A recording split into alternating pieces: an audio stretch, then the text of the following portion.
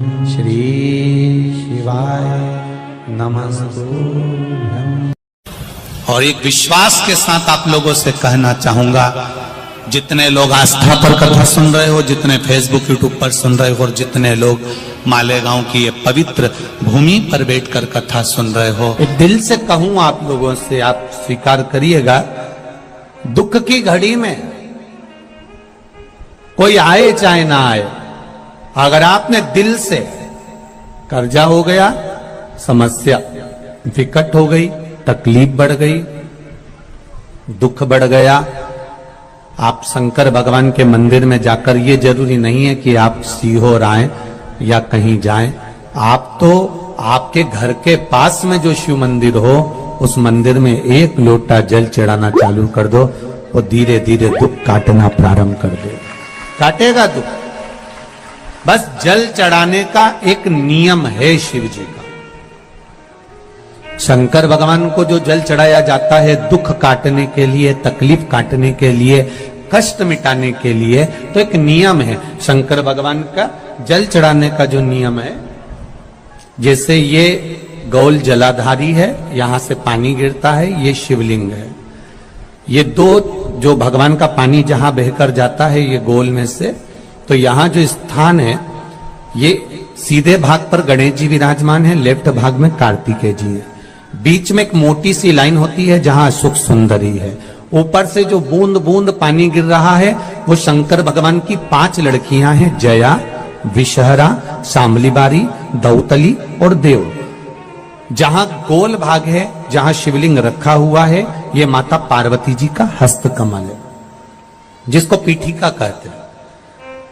महाराज, जल चढ़ाने का नियम है, जब हमारे ऊपर दुख होता है, तकलीफ होती है, कष्ट होता है, बड़ी दिक्कत परेशानी होती है, तो हम जल चढ़ाते हैं। तो उस जल को चढ़ाने का नियम है, पहले गणेश जी का स्थान, कार्तिकेय का स्थान, अशोक सुंदरी की जगह, फिर माता पार्वती की पीठिका, उसके बाद जलाधारी को स्मरण कर कर जल धीरे धीरे शंकर भगवान पर छोड़ा जाता है। जब धीरे धीरे शिव जी पर जल चढ़ाएं, उसके बाद में आप अपने मन की कामना जब जल चढ़ाते जाएं और बाबा से कहते जाएं, बाबा, रोज कामना कहने की जरूरत नहीं है, एक बार आप कामना करो और उसके बाद जल चढ़ाना प्रारंभ करो, और उसको कहना जरूर, तेरे दरबार से कोई खाली नहीं गया मेरे शंभू, मैं नहीं जानती, मैं तो इतना जानती हूं कि कंकर शंकर है और तू सुनता जरूर है। ब्रह्मा ब्रह्म लोक में है, भगवान विष्णु वैकुंठ लोक में है, पर मृत्यु लोक में मेरा देवाधिदेव महादेव है, मेरी सुनेगा जरूर। और बाबा से विनय कर कर आप आइए। जल चढ़ाने का नियम, अगर दुख है, तकलीफ है, कष्ट है, तो ऐसे चढ़ा दो, और अगर मन कर रहा है डायरेक्ट शिव जी पे चढ़ाना हो तो तुम्हारी मर्जी है, उसमें कोई मना नहीं। शिव तत्व किसको कहते हैं? शंकर का गुणगान, शिव का स्मरण, भगवान शंकर का मंत्र जाप किसको कहते हैं? ये वही समझ सकता है जिसके भीतर शिव समाया होगा। और एक विश्वास के साथ आप लोगों से कहना चाहूंगा, जितने लोग आस्था पर कथा सुन रहे हो, जितने फेसबुक यूट्यूब पर सुन रहे हो, और जितने लोग मालेगांव की ये पवित्र भूमि पर बैठकर कथा सुन रहे हो, आप दिल से उसकी कथा सुनना। इस वाणी का, इस व्यासपीठ का एक शब्द हो सकता है, हॉस्पिटल में पड़ा हुआ कोई व्यक्ति, कर्जे में डूबा हुआ कोई व्यक्ति, गलत व्यसन में पड़ा हुआ कोई व्यक्ति को आपके द्वारा निकली हुई वाणी से भी बाहर निकाल सकता है। जैसे उस मां को कहा किसी ने, सीहोर वाला महाराज कहता है, एक बार चले तो जा शंकर जी के मंदिर में, उसने पत्र भी लिखा। जब वो सीहोर वाला महाराज कहता है, चिल्ला चिल्ला कर कहता है, एक लोटा जल सारी समस्या का हल, तो जा।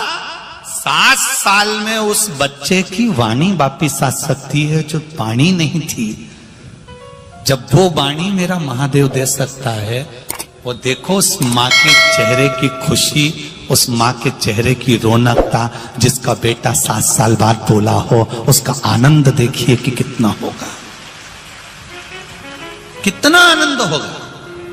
एक बात और अच्छे से समझ लीजिए, जो बच्चे चिड़चिड़े होते हैं, चाहे घर में बेटे हों, बहुएं हों, सास हो, ससुर हो, परिवार में छोटे छोटे बच्चे हों, चिड़चिड़ प्रवृत्ति करते हों या चिड़चिड़ा स्वभाव हो, जरा जरा सी बात में क्रोध आ जाता हो, बोलने का भान नहीं रह पाता हो, शब्दों के बाण चलते हो, तो महाराज प्रदोष के दिन, प्रदोष काल में बेलपत्री के पेड़ के नीचे एक जो पत्ता आपके पास में हो, पान का मिल जाए तो पान का, पीपल का मिल जाए तो पीपल का, बेलपत्र का मिल जाए तो बेलपत्र का, उस पत्ते पर मात्र थोड़ा सा शहद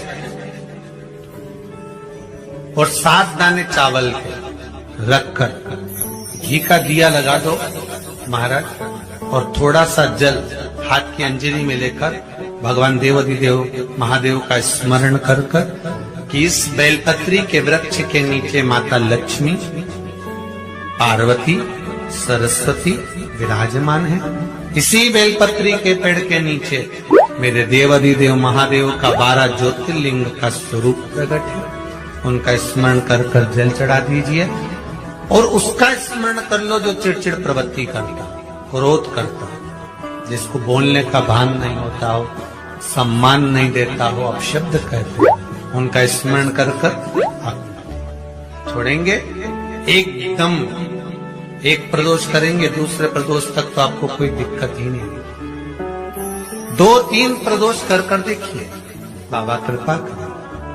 3 जगह पर अगर कोई बीमारी ऐसी हो गई कि वो समाप्त नहीं हो रही, बड़ी बड़ी तकलीफ, मतलब एक बार दवाई अगर चालू हो गई तो दवाई बंद ही नहीं हो रही है, तो उसके लिए आपको 3 जगह पर जल चढ़ाना प्रारंभ कर दो। मात्र 1 हफ्ते से ज्यादा चढ़ाना भी नहीं पड़ेगा।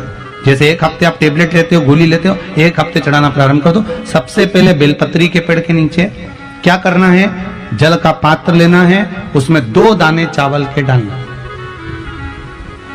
2 दाने अक्षत के डालिए। पहले बेलपत्री के पेड़ के नीचे जाओ, वहां जल चढ़ाओ, फिर जाइए पीपल के वृक्ष के नीचे, वहां जल चढ़ाइए। आखिरी में या तो शमी के नीचे या फिर आंवले के नीचे, इन दोनों में से कोई एक वृक्ष जिसके नीचे। पर 1 हफ्ते अगर आपने आंवले में चढ़ाया है तो आंवले में ही चढ़ाना, शमी में चढ़ाया है तो शमी में चढ़ाना है। ये बदल के मत चढ़ाना कि आज मैं शमी में चढ़ा देती हूँ, कल आंवले में चढ़ा दूंगी, ऐसा नहीं। शंकर भगवान पे चढ़ा हुआ जल जो बहकर जाता है उसको 3 जगह पर जरूर लगाना चाहिए। ध्यान से सुनिएगा। 9 ग्रह जो शरीर पर राहु, केतु, मंगल, बुध, शनि परेशान करते हैं, उसकी समाप्ति के लिए शिव पर चढ़ा हुआ जल नैनों पर, कंठ पर, मस्तिष्क पर, 3 जगह पर जिसके प्रतिदिन शिव पर चढ़ा हुआ जल लगता है उसको कभी नवग्रह परेशान नहीं कर सकते। श्री शिवाय नमस्तुभ्यम। मित्रों, हमारे चैनल MP 49 पंडित प्रदीप मिश्रा में आप सभी का स्वागत है। परम पूज्य श्री पंडित प्रदीप मिश्रा जी के सरल उपाय जानने व सुनने के लिए हमारे चैनल को लाइक, शेयर व सब्सक्राइब करना ना भूलें।